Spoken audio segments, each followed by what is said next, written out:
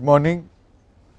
With this lecture number 33, we are starting a new module, module 6, which deals with the matrix analysis of plane and space frames. If you recall, we have already covered 5 modules, and actually you are now in a good position to quickly understand more complex structures like plane and space frames. The methodology is the same. And we have one last module left which we will take up. It is second order analysis and study of elastic instability of beams and frames. So, the space frame element is the most generic, most complex element that you can get in matrix analysis. It is a very powerful element. As you can see, you have 6 degrees of freedom at each end of the element. So, you have 12 degrees of freedom, which takes care of bending about 2 orthogonal planes, vertical plane, horizontal plane, which takes care of torsion, and which also takes care of axial force. If there is a variation in bending moment at the 2 ends, you have a shear force coming into play, and so the shear force can be in both vertical and horizontal planes. All other elements that we have studied are actually special cases of this one element. If you take the stiffness matrix for a space frame element 12 by 12, if you delete rows and columns respectively, you can downgrade it to a plane frame element, to a grid element, to a beam element, to a space truss element, to a plane truss element, and to an 1 degree 1D axial element. So, they are all special cases of this element, and as usual we will learn to apply the conventional stiffness method, the reduced stiffness method, and the flexibility method for plane frames, and for space frames we will just demonstrate the application of reduced stiffness method, because it takes a lot of space and time to do a big frame. So, right now we will be looking at the application of conventional stiffness method to plane frames using the plane frame element. As you can see, there are 6 degrees of freedom, 3 at each end. You have an axial degree of freedom which you get from the truss element, the axial element, and you have the beam element with bending about the vertical axis as shown here, and shear force. Is it clear? So, it is quite easy. You just have to put together the stiffness matrix that you derived for the axial element along with the beam element, and we conveniently assume that there is no interaction between the two, and you get the stiffness matrix for the plane frame element. This is covered in the chapter, actually it is chapter number 6 in the book on advanced structural analysis, and we begin with the conventional stiffness method. So, I have tried to show the same map in all the lectures that we have done to show that we are basically following a very systematic way of solving problems. The conventional stiffness method is the method that is used in software programs that you buy commercially, which is used extensively in actual structural analysis. Reduced element stiffness method is very good if you want to program yourself, and some of your senior students have developed beautiful programs using MATLAB which actually can do space frame analysis, and I like to demonstrate this at some point just using matrix methods. Reduced element stiffness method can also be used, and there is also the flexibility method, which on a case to case basis you could use, because it is appropriate to use the flexibility method when the degree of static indeterminacy is very small in relation to the degree of kinematic indeterminacy. So, I am just playing back to you some slides that we have already seen. You remember we began with a plane truss element which had a 4 by 4 stiffness matrix, 4 degrees of freedom, it is very easy to remember, the stiffness matrix, 2 rows and columns will be in zeros, and the others are simply EA by L and minus EA by L. So this is familiar to you. In this truss element, you will find that the 0 rows and columns correspond to the shear force. If you use it in a plane frame element, you have ability to take shear, so they are no longer going to be zeros. That is a big difference. Then we looked at the plane truss transformation matrix. You remember we use this cos theta sin theta transformation. We need to invoke the same transformation when we do a plane frame element. We next looked at the beam element. In the beam element, you had bending moment, shear force at 2 ends, you had 4 degrees of freedom, and we use this element not only for the beams, we also use it for the grids.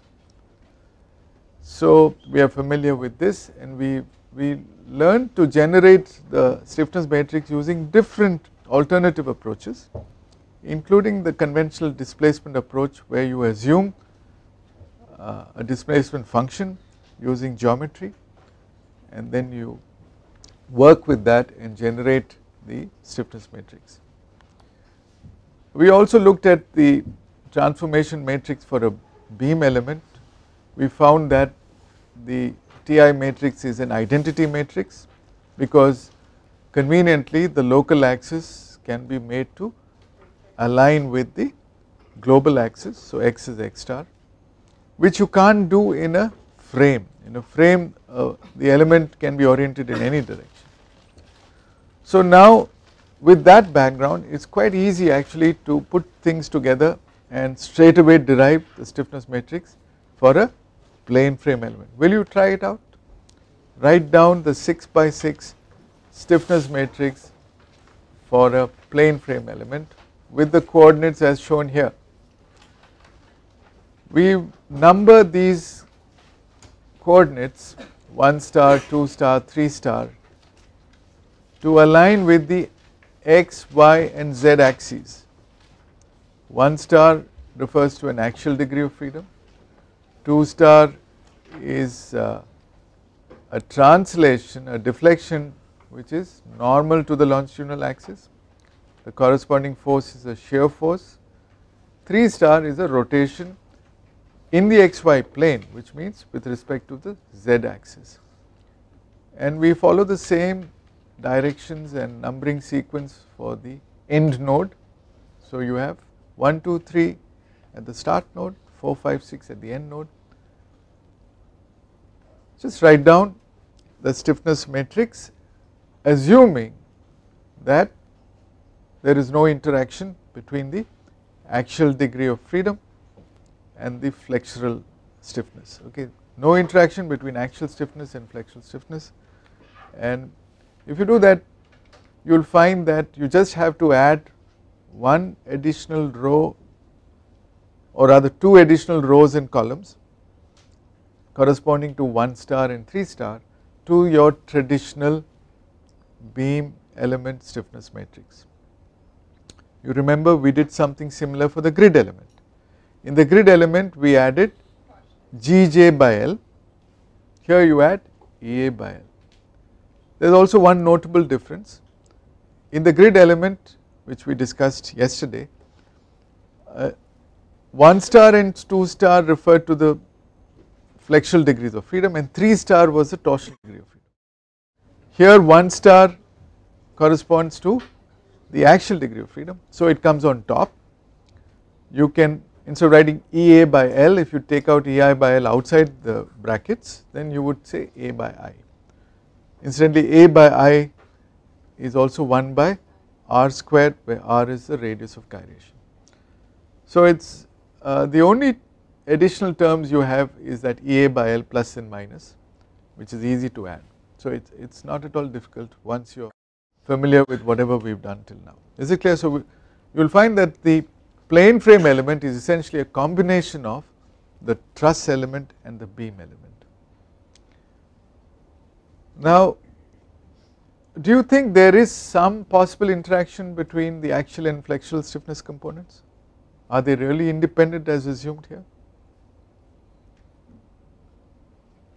We will study this in the next module, in module 7, where you realize that there is an interaction.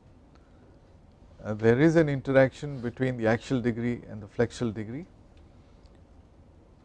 and in fact if the axial force is compression, it can be quite significant. If the compressive force is high, you have a phenomenon called buckling that is possible. If the axial force is close to the critical buckling load, the flexural stiffness degrades to what? To 0. That is why in when buckling takes place, there is no flexural stiffness left in the beam. So which in turn suggests that axial compression can actually reduce your flexural stiffness, and conversely axial tension can enhance your flexural stiffness. But these are second order considerations, they do not come in the realm of first order structural analysis. So in this module we are doing first order structural analysis, we do not look at what are called P delta effects, and we conveniently assume that these two stiffness components are uncoupled, that they are not, there is no interaction between them. Is it clear? Okay. And this is reasonably true if you are dealing with well proportioned members which are not slender and your axial forces are not very high, not close to your critical buckling load. The other interesting thing to notice, the rank of this matrix is not full. What is the rank of this matrix? 3, because it's the element itself is physically unstable. To hold it in place you need to arrest 3 degrees of freedom, and we will do that when we do the reduced stiffness method. That is why this matrix is singular, it cannot be inverted. There is no flexibility matrix possible by inverting this 6 by 6 matrix. You have to reduce it to a 3 by 3 matrix, which we will do in the reduced element stiffness method, and the inverse of that is the flexibility matrix. As far as the coordinate transformation is concerned, I am showing a picture which I showed in module 3, where we tried to show the relationship between the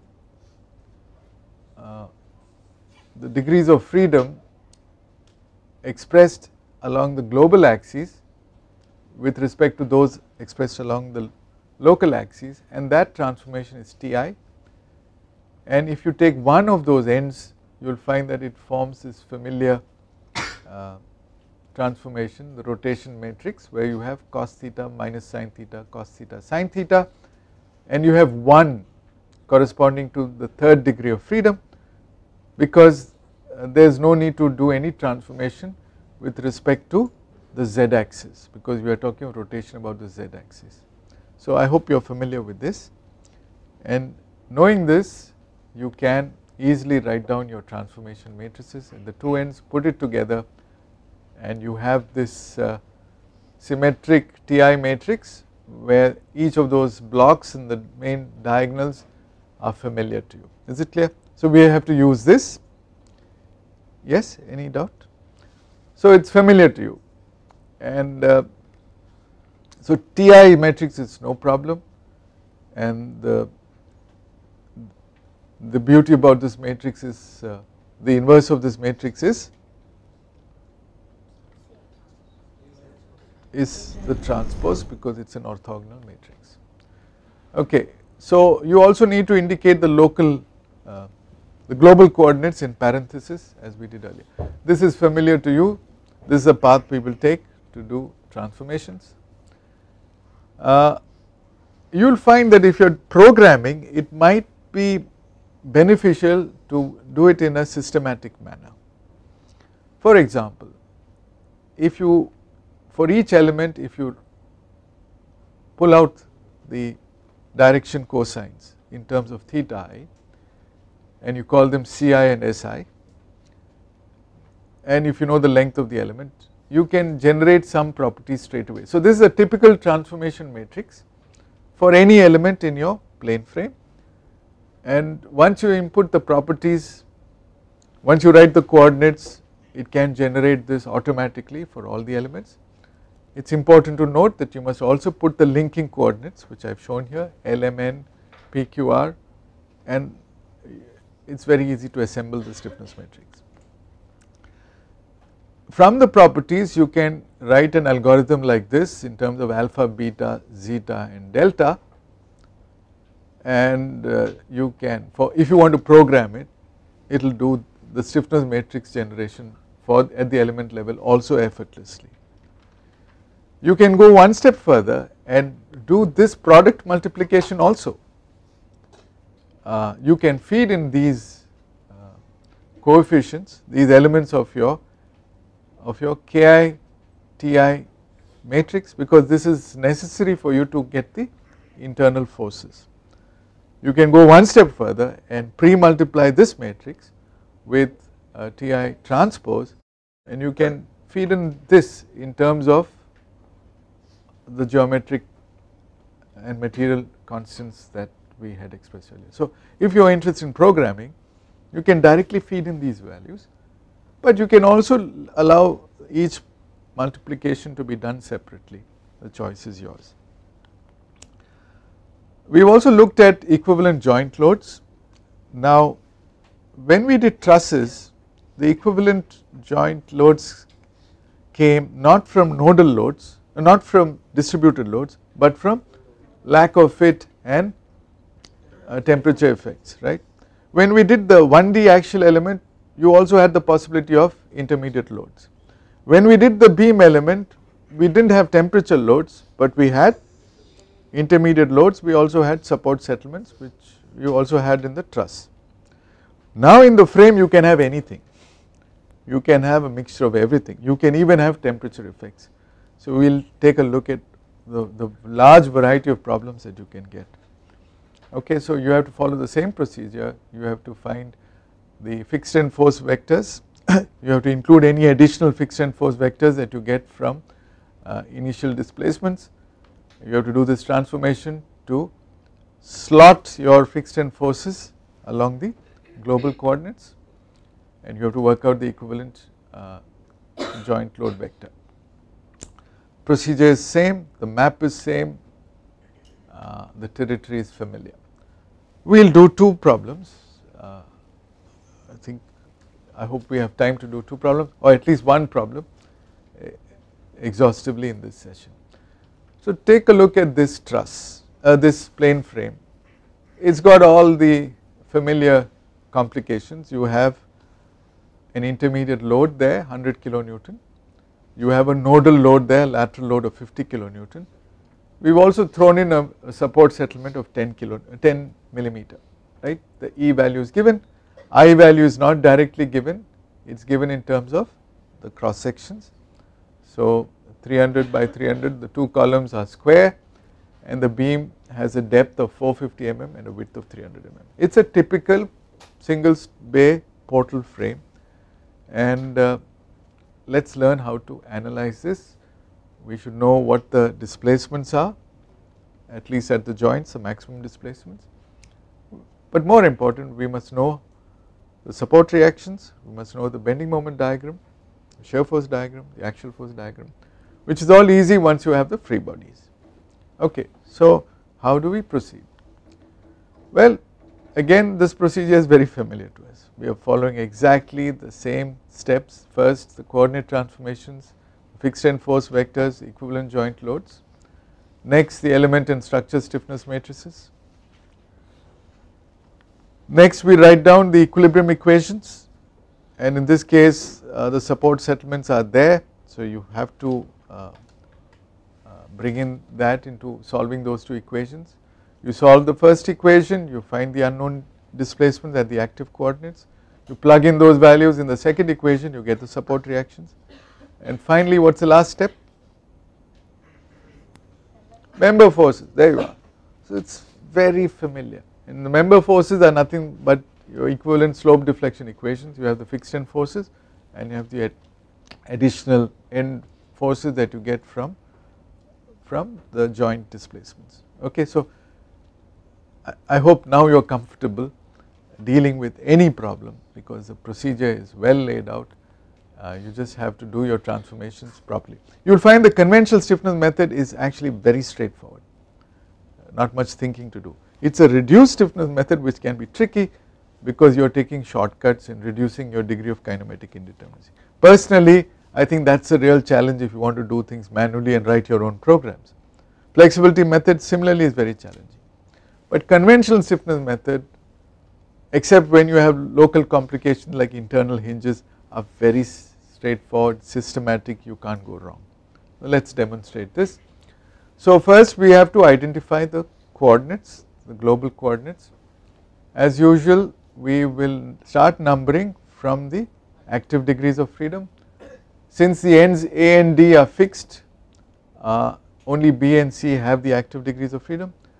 We do, since we chose the origin at A with X pointing towards the right and Y pointing towards the upper region, we follow the same sign convention, 1, 2, 3 at joint B and 4, 5, 6 at joint C.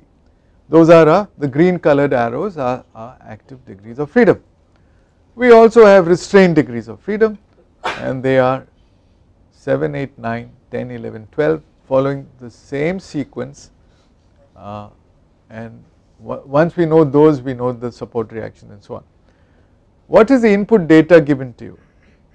Do you have any nodal forces? Yes. So you will find that F1 is plus 50 and D11 is minus 0.010 meters. So you must, rest are all zeros, clear? You also need local coordinates. So instead of writing 3 separate figures, we can write one common figure for all, and this is a standard picture which we will show in all plane frame elements. In this particular problem, that angle theta with respect to the global x axis is either 0 degrees for element 2 or 90 degrees for elements 1 and 3, but in general it will look like this: 6 degrees of freedom, and this is the standard TI matrix, the transformation matrix, where you shift from global axes to local axes. Okay. So it is easy to generate this if you make a table, which is what I suggest you do whenever you deal with any frame. We have shown a single story single bay frame, you can have a 100 story 20 bay frame, it makes no difference. Okay. You have to systematically follow this procedure. You have to identify your elements, you have to identify the start nodes and the end nodes. You have to write the coordinates of those start and end nodes, which is what we did when we did the plane truss.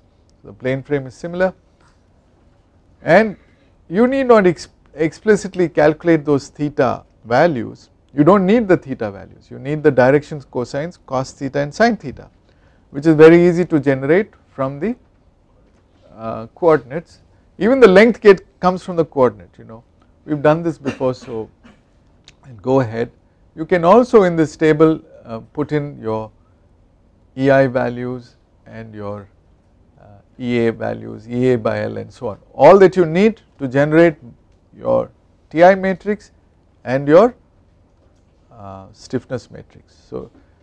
So the moment you give in the input, you can also, if you are writing a program, ask it to generate a visual picture of the structure, so that you can verify at one glance whether you missed out some element or whether some element is mislocated, which you can do when you do your programming. In fact, all software programs do that.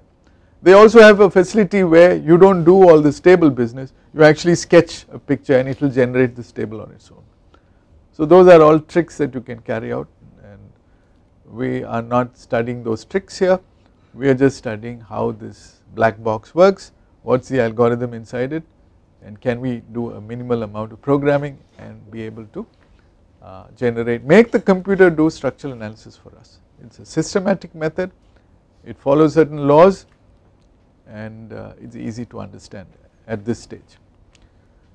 So it is very easy. With that table you can generate the TI matrices for the 3 elements T1, T2, T3, where theta is 0, cos theta is 1, where theta is 90 degrees, cos theta is 0 and sin theta. So these are very straightforward, very easy to generate. If you look at the element 2, T2, it is like a conventional beam element, and that is why it looks like it is an identity matrix, right, it is like a beam element. The columns are frame elements. The linking coordinates are very clear. For the second element it is clean 1, 2, 3, 4, 5, 6 because they are all active degrees of freedom. For the first element it begins with 7, 8, 9 and then 1, 2, 3, and for the third element it is 10, 11, 12. We are starting, the start node is at D, okay, not at C in this particular case. You can choose your own sign convention. 10, 11, 12, 4, 5, 6. Is it clear? Remember, when you do a large frame, it is better to follow those suggestions we gave in the third module of reducing your bandwidth by numbering it along the shorter direction. But we are not looking into those aspects at this stage because we are dealing with very small frames. It does not really matter when you are dealing with a small frame. Okay, next job, is this clear? You can do this easily and you can program it if you wish. Next job is to find the fixed end forces. So what are the fixed end forces? Well, you have, it is easy to generate, it is a beam element. You have, of the 3 elements, only element 2 will have fixed end forces because elements 1 and 2 have no lateral loads on them. You have a concentrated load located 2 meters from the left end. You know the formula WA AB squared by L squared. Put the signs correctly and work out your vertical reactions. You do not need to draw the shear force and bending moment diagram, but if you wish to, you could do that. So have you all understood? You can pull out the fixed end force vector for that second element, and for the first and third elements it is going to be null vectors. Clear? Nothing new. This is what we have been doing for the beam and the truss and the axial element. Clear? So you have got this. What is the next step? You have to switch from local to global. How do you do that? You just have to pre-multiply with the transpose of the corresponding TI matrix and you put alongside the linking coordinates. So you know the linking coordinates, so you first do that product, and after you have done that you have to do the slotting.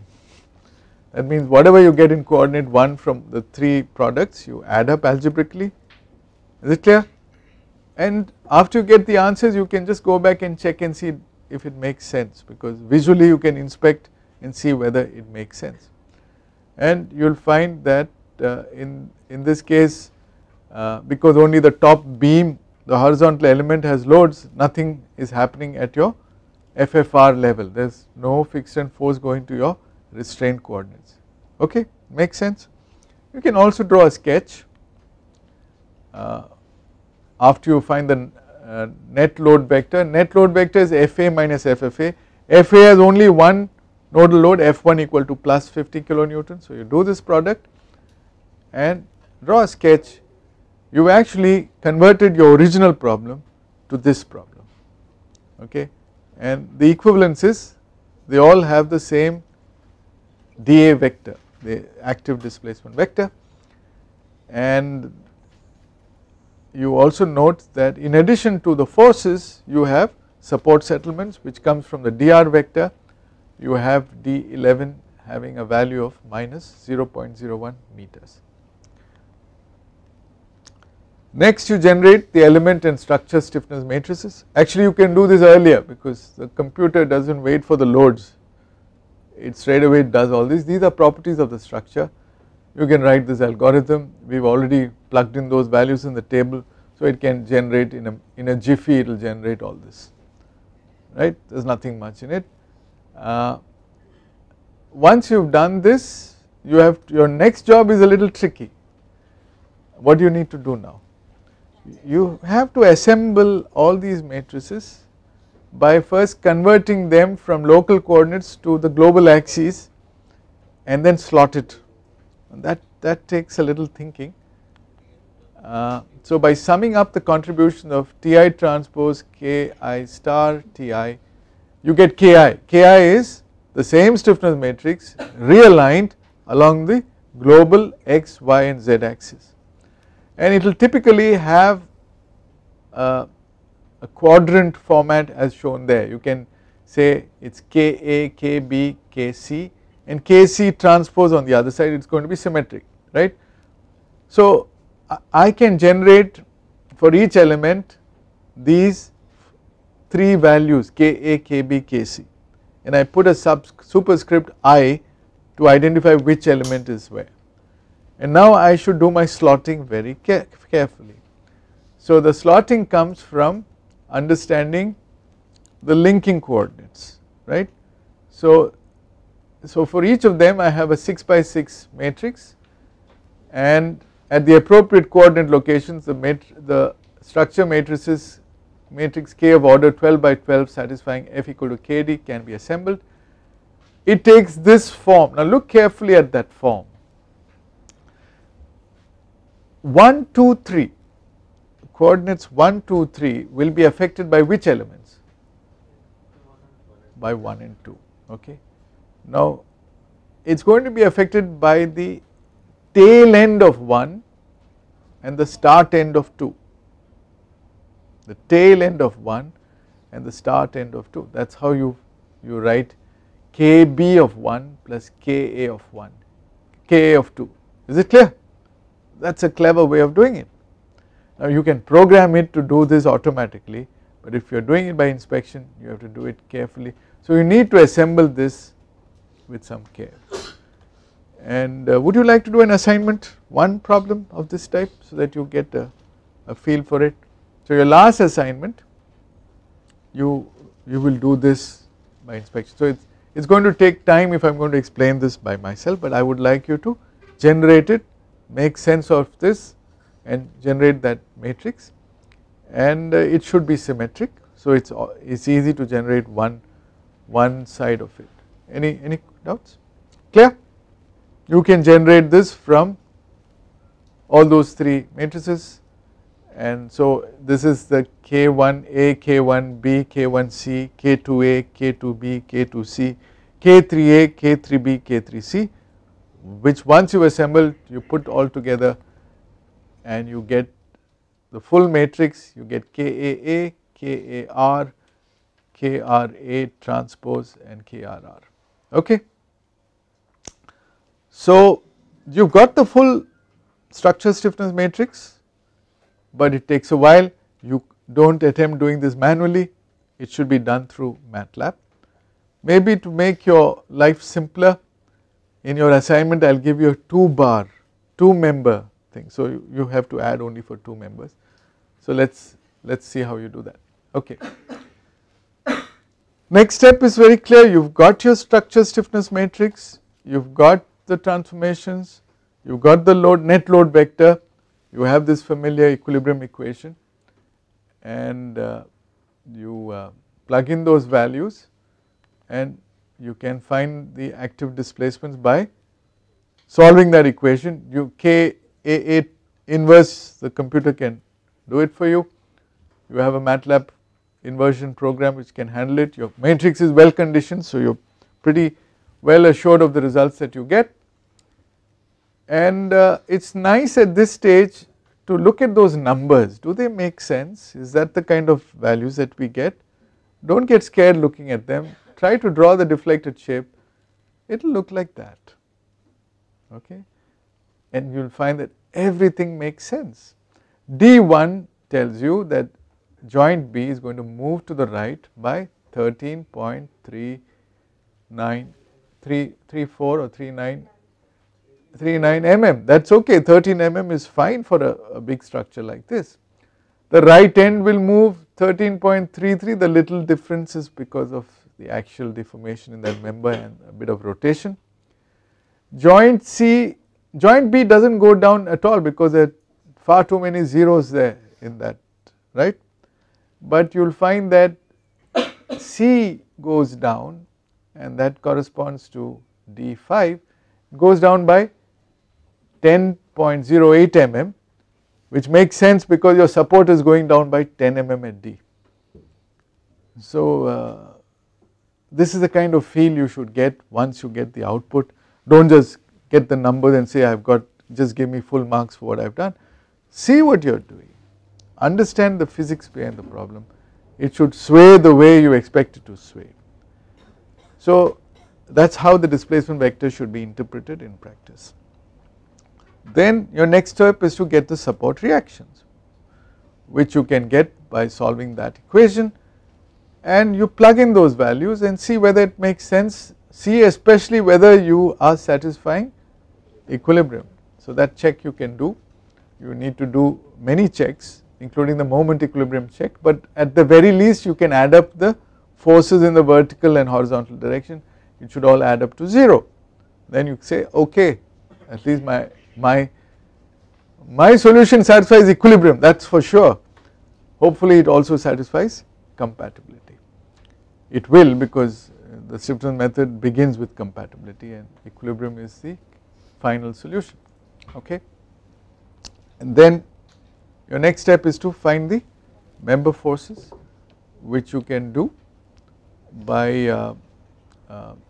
you already have these computed and stored in your memory, the Ki, Ti, and you plug in those values, you get the member forces, okay, for all the 3 elements. Then you draw the free bodies. When you draw the free bodies, you will find you are now in a position to draw the bending moment diagram, if you wish the shear force diagram, etc., etc. Is it clear? It is as easy as that. So we have done one plane frame element solving by this method. Looks like we finished early, so it is a good time for you to raise some questions, okay. So on whatever we have done till now, do you have any questions?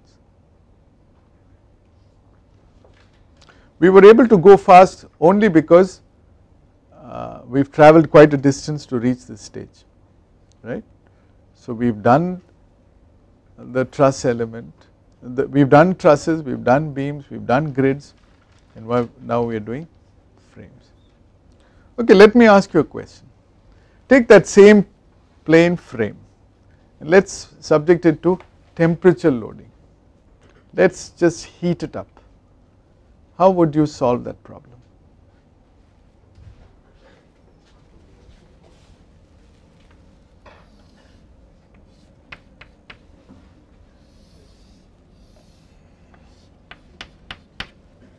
Okay, let us say the temperature is increased by, and you can have seasonal variation of temperature of this order. How will you deal with this problem?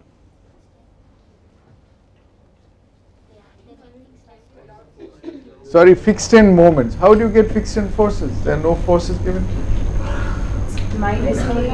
Sorry? No, let her answer. Yeah. We find the change in length and the force due to the. What kind of force will you get? So how do you find the, okay, you find the change in length, you have elements 1, 2, 3. The change in length will be, we use the notation E naught I will be, sorry, Li alpha delta t, right? Okay, you have got this.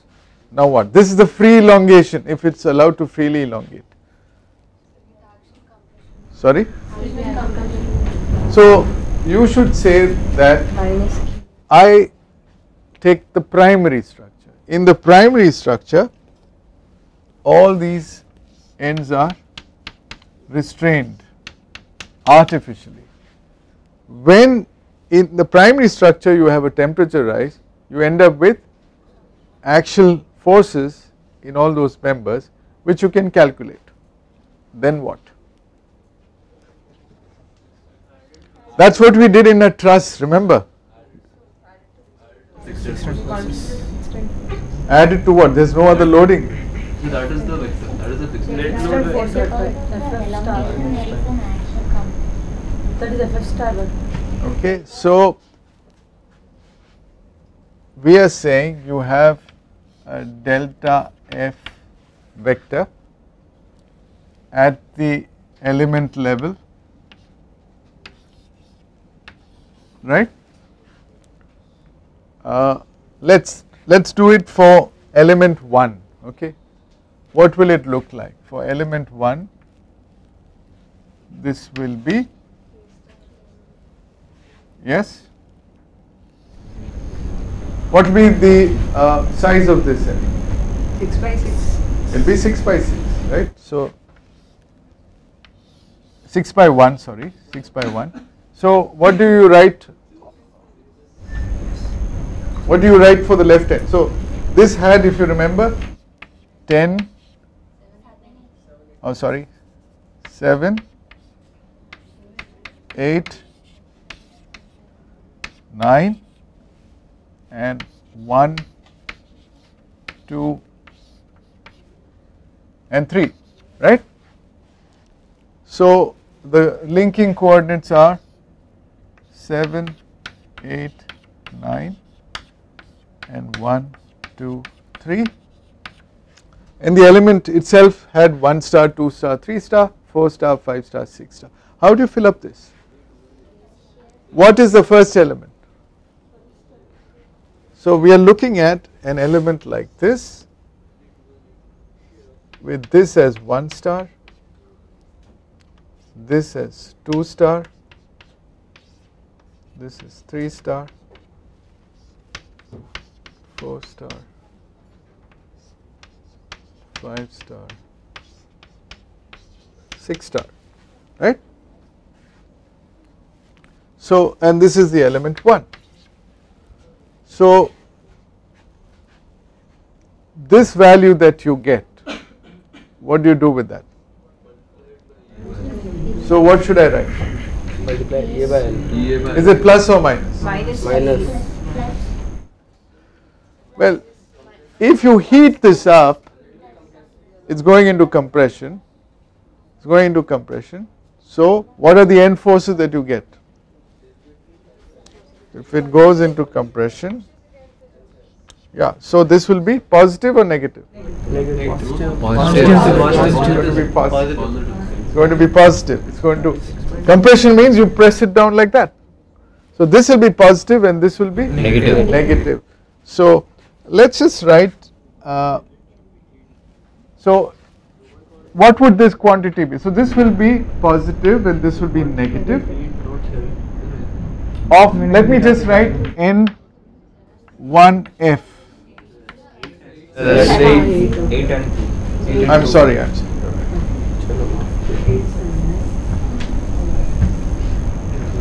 So let me say plus N 1F minus N1F, where N1F will be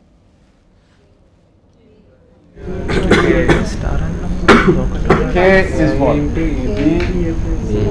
A by L for the first element times E01, right? So you will do that. What do you get here? 0, here 0, here 0, here 0. Likewise, you can generate this vector for all the members, right? In fact, we use a word called delta star initial for this. Okay, you've done that. Then what do you do? You now need to convert this into the global coordinates by pre-multiplying it with T1 1 transpose, and what do you get? What do you get? This will give you, well, finally if you add up for all the elements, you will end up with delta F, Fa, delta F, Fr. So you've got nodal forces, you've got equivalent joint forces, and you'll find that you're actually going to analyze a structure with what kind of forces? When you have to apply it in the negative direction. What's your net load vector going to look like? What's it going to look like? Okay, show me here. Do you have a force acting down? Yes, right? Will it be acting down or up? Down. No, you had compression acting here. You have to reverse it because you kind of had to hold it down. You have to let go. So will it act down or up? It's going to act up. So you have a force acting up here, acting up here. What about here? This wanted to expand, you held it back.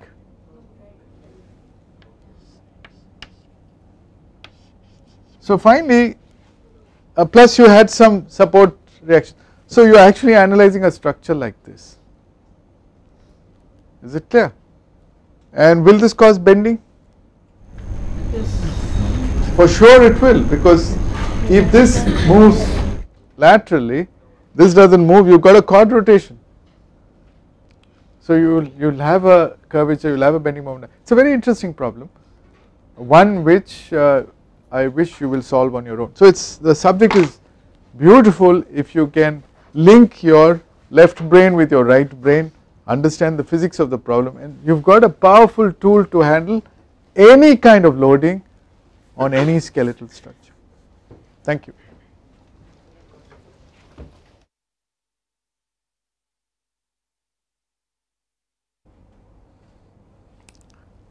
Yes, I'm glad you've raised this point. You are right. We have to correctly put the linking coordinates. As far as the element is concerned, 1 and 4 are always actual degrees of freedom. So you are right, this should find a place here.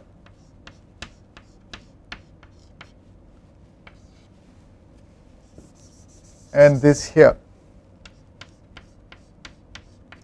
because this corresponds to 1 star, this corresponds to 4 star, and this incidentally is F star F.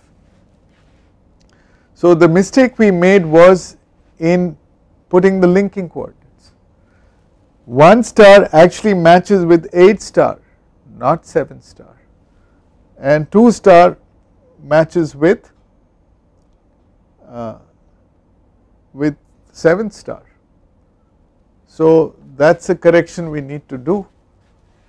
So this will be 8, this will be 7,